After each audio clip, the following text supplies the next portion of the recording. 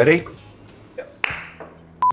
Well, of course, I was just thrilled to be doing something different so soon after Family Ties. It was literally within a week of doing the Family Ties wrap party that I was on the set of Tremors.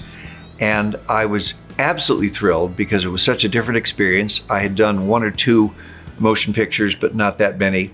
Like most people, I knew Michael Gross from Family Ties, and that was an incredibly successful show and funny, great, amazing, and he was great on it. And it was really an interesting kind of casting choice and a flip because he was really known as being this, you know, kind of super liberal, you know, dad kind of part. You know, Michael was really took his work very, very seriously, and of course, I really respond to that. You know, I remember, you know, him having, you know, conversations with the writers and the director, and going, would Burt do that, or you know, and yeah, he was you know, extremely, you know, professional, as was everybody in the movie. So working with Michael Gross was great. You know, he's an incredibly intelligent guy to begin with, let alone being a dedicated actor. And I was a big fan of Family Ties growing up. Now we're working 6 weeks. You start hanging out a lot. And I realized that Michael Gross was not Burt. He was not the character that he's portraying. He's really working it. You know, he was going way beyond what I ever expected from this actor, you know, this father on a TV comedy. We were surprised because that Universal wanted us to read him for the role. Their logic was, big TV star, that helps your movie. But we went, the guy from Family Ties, what? And then Ron told the story earlier today that when Michael came in, he absolutely blew us away. He was so not the Family Ties guy, and he gave an incredible audition. Ron Underwood, the original director of Tremors, tells me that during the audition for Tremors 1, I jumped up on his desk and took a stance with my gun and really sort of got into it. Michael came in to read for the role, and he made me believe that there were graboids under my office floor. And it was really astonishing how much I believed, and just from his audition. So I could see that he could really pull off the part. And it was something that really influenced me in the making of the film as well, that I saw from that audition how the best special effect for making these creatures feel real was the actors' reactions. All I can tell you is I have no memory of that. We still disagree. Ron Underwood will say, oh no, you were on my desk, and I go, that had to have been another actor. You're confusing me with somebody else. So it is, I guess, a myth in a way. All I'm saying is I don't recall that happening. I have so many fond memories of working with Michael. He was just fun. He was, in some ways, he would just kind of figure out how to hang out with kids so well. I couldn't even believe it. He would just put any kind of seriousness aside and just play. I mean, he and my sister and I would hang out at the pool at the Best Western Hotel for hours and hours on end in between filming, and just stay out of the heat and just have a blast. 30 years ago, when I first played Burt Gummer, I think it would have been impossible to imagine that 3 decades later, I'd still be here. I think every actor looks at every job as a very short-term thing. We blow through a job, we move on to something else. The fact that Burt became a cultish figure has been a real blessing to me.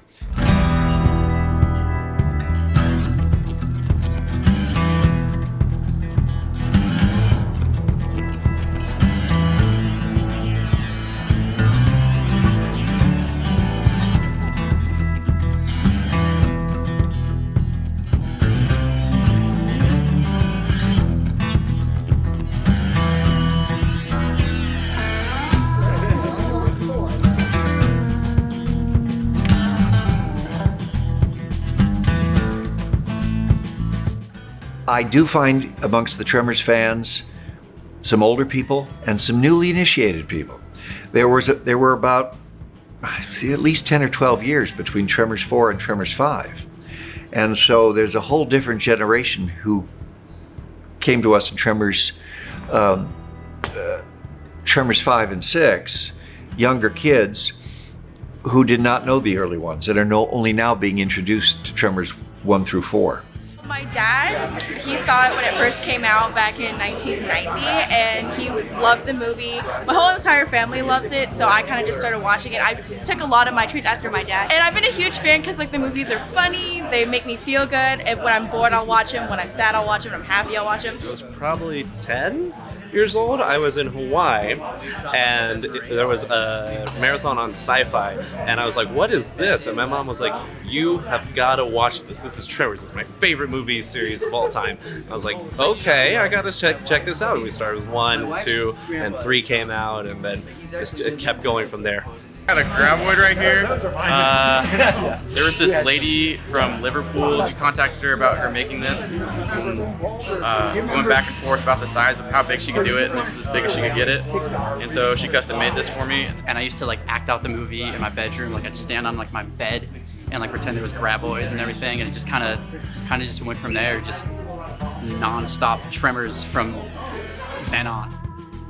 I went and paid my ticket price several times to get into Tremors in the week or 2 weeks it ran, and then it kind of disappeared. I went, okay, that's that. Wasn't that fun?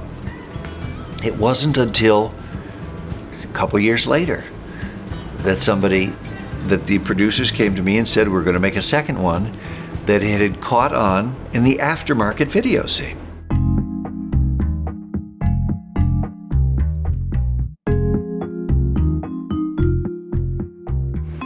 To date, Tremors 3 was one of the best characters, one of the best movies I've been a part of. The experience of doing it.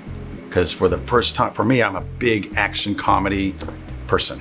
And I was like, wait, I get to do this action and there's some comedy to it? And then when you're working with Michael Gross, he is such a giver. He only elevates the moment and helps you elevate the character. And to be sort of juxtapose Burt Gummer's conviction for taking out, the Tremors, and my sort of using the Tremors as a tourist attraction was a wonderful sort of butting of heads. And I mean, for him to work with him just makes you better. Michael's, he's probably one of the he's most dedicated, like one of the most dedicated actors I've ever worked with. You know what I mean?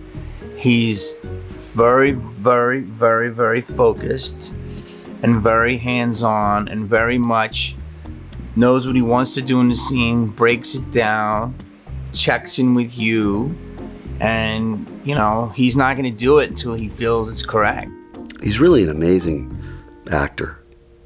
For someone to commit to a role for 30 years and play it with such commitment, and to play it with such,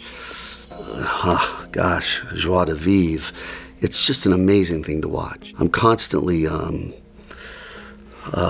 impressed by him, and I learn from him, because if you can have that much passion for something after doing it for 30 years, you're committed to it, and I'm forever thankful for that.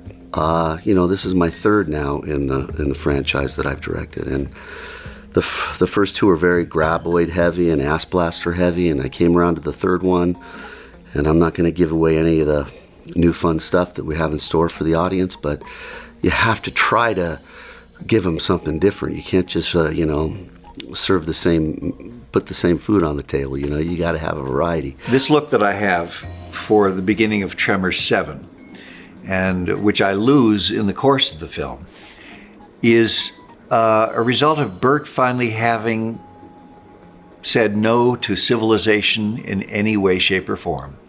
He's gone to live in New Guinea, in the jungle, completely off the grid, or very nearly so. I think without giving it away, I'd say we found a clever way, I think in a comical way, for his reason why he finally had to leave Perfection, Nevada, why even that was too much civilization for him.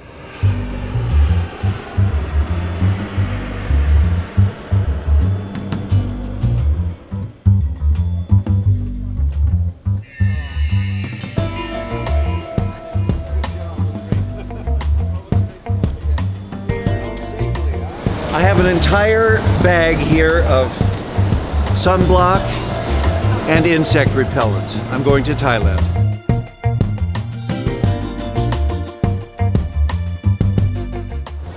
There's always a little anticipation when you're on your way to a new location, I think, a new job.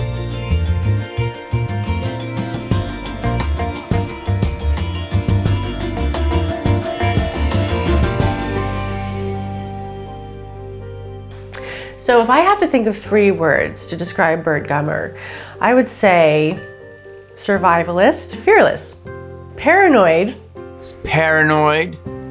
hurt, distrusting. Prepared, has great perseverance, and is scary. Manic, vain, paranoid. Paranoid, intense, and annoying. Conviction, character, and commitment.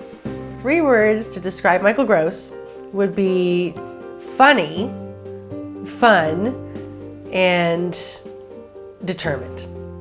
Open, intense, conversationalist. Kind, respectful, and funny. Sweet, smart, and considerate.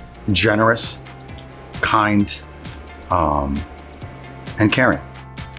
And Michael Gross is charming, smart, and a wonderful man.